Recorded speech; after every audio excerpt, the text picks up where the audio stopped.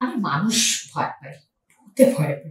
আমার জাস্ট মনে হচ্ছিল যে জাস্ট যাওয়ার আগে পিসিকে নিয়ে চলে গেল। আমার প্রিয় কিছু পরিচালক আছে, সেই তালিকায় পরম যুক্ত হয়েছে।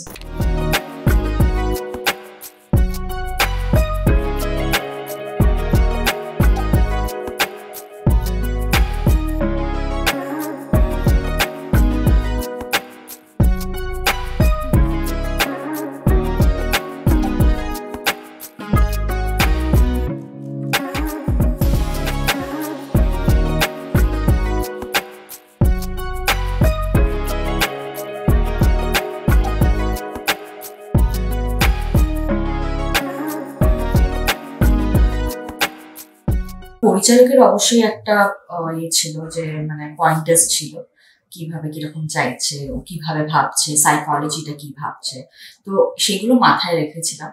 বাট তাছাড়া ডামরি করতে গিয়ে আমার যেটা মনে হয়েছিল যে যেহেতু কোনো মানে রেফারেন্স পয়েন্ট নেই, কোনো মানুষকে তো কোনোদিন তো পিশাচিরই দেখিনি, যেটুকু দেখে শুনেছি বা পড়েছি বইতে বা ওই অডিও স্টোরিতে শুনেছি, সেটা একটা মাথায় রেখেছি।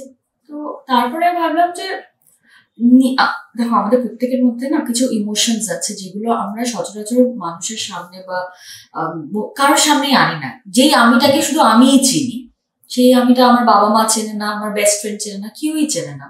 এবং সেই আমিটার যে কিছু ইমোশনস আছে এগুলো আমরা ভেতরেই রেখে দিই, মানে সে যেই কারণেই হোক। আমি কোথাও গিয়ে ওইগুলোকে চ্যানেলাইজ করেছিলাম ডামরি করতে গিয়ে কিছুর ক্ষেত্রে। বাকিটা একটা মিস্ট্রি রেখেছিলাম, তুমি যেটা বললে ডামরি সো মিস্টিরিয়াস, ওই মিস্ট্রিটা তো এমনি রাখতেই হতো প্রথম থেকে। খুব সরল একজন মহিলা যে বাড়িতে ঢুকে পড়ে, সো ওই সারল্যটা রেখে তাও একটা মিস্ট্রি রেখে চেষ্টা করেছি ডামরি চরিত্রটাকে চরিত্রতে পাঠ করার। সো ওই বেসিক পরম বলে দিয়েছিল একটা কিরকম চাই, স্ক্রিপ্টে তো লেখাই থাকে। আর তাছাড়া এই নিজে একটু নিজের ভেতর থেকে ওই ইমোশনস গুলো বের করে নিয়ে সে পাঠটা করেছিলাম।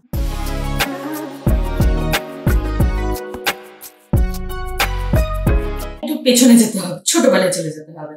আমি ছোটবেলায় না, বাবা হোক বা পিসি হোক, মা কোনোদিন গল্প শোনাতো না, আমি খুব ভূতের গল্প শুনে ঘুমোতে যেতাম। তো গত বছর লাস্ট 2 ইয়ার্সের মধ্যে আমার একটু ঘুমের সমস্যা হয়, আমি আবার অডিও স্টোরি শোনা শুরু করি এবং সেই সূত্রে আমি ভোগও শুনি। ভোগ শুনে বাকি আরো অনেক গল্প আছে যেগুলো খুবই পছন্দের, বাট ভোগ খুবই প্রিয়। এবং আমার মনে হয়েছিল যে যদি কেউ ভোগ কোনোদিন বানায় স্ক্রিনে, আই বি ভেরি এক্সাইটেড। মানে নিজে অভিনয় করবো বলে না, বাট দেখতে যাব, মানে এটা নিয়ে কাজ করা যেতে পারে বাংলা ছবিতে আর কি, এটাই ভেবেছিলাম।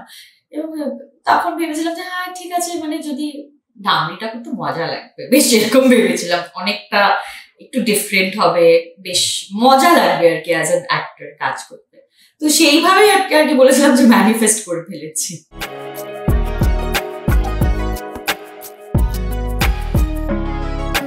ডামরি করতে গিয়ে সেরকম কিছু হয়নি, বাট আমি নিজের থেকে মানে যেটা মনে করেছি যে আমি নিজের কিছুটা অ্যাড করে ডামরিকে মানে নিজের মতন করে তৈরি করতে পারবো, সেটা দিয়েছি। বাট আমার এরকম কিছু হয়নি যে যেখানে আমি I have been affected or learn something from.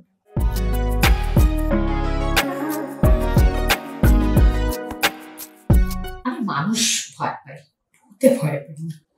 মানে ভূতের ভয়টা কিরকম বলতো না, it's the fear of an alien. আমি একটা জিনিস জানি না সেটা কি হতে পারে, সেটা তোমার ফিউচারও হতে পারে, কালকে কি হবে আমরা জানি না, সেটা নিয়েই ভয় আমাদের জীবনে, তাই না? তো ভয়টা ওইখানে। বাট আদারওয়াইজ ভূতের ভয় আমি জানি না পেতে কিরকম করে হয়।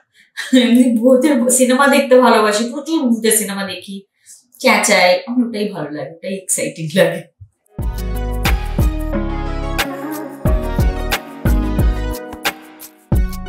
একটা অদ্ভুত এক্সপিরিয়েন্স হয়েছে। 2013 সালে আমার বাবা যখন মারা যান, আমার বাবার নিয়ম ভঙ্গের দিন আমার পিসিও মারা যান, ছোট পিপি বলতাম, আমার পিসিও মারা যান। তারপর আমি জানতে পারি যে আমার বাবা আমার দাদুকে কথা দিয়েছিলেন যে আমার দাদু বেসিক্যালি আমার বাবাকে বলেছিলেন যে তুমি যে ওকে শ্বশুরবাড়ি থেকে নিয়ে এসছো, তুমি কি ওর দেখাশোনা করবে?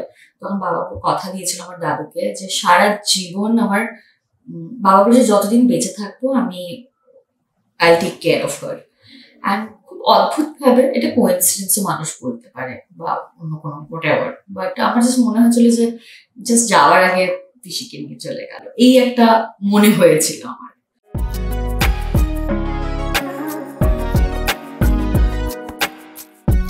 পরম as a human being also খুব ইভলভ করেছে, এবং সেই কারণেই আমার মনে হয় এতটা কমফোর্টেবল হয়েছি আমরা প্রত্যেকে অন সেট। মানে আমার খুব ভালো লেগেছে পরমের সাথে কাজ করে।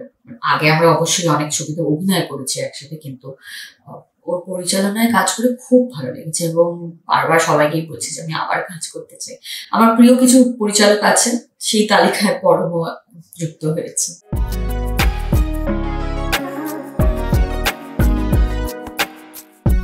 শ্রীনাথের সাথে কাজ করার খুব ইচ্ছে, তো ওটা একটা ইচ্ছে রয়ে গেছে।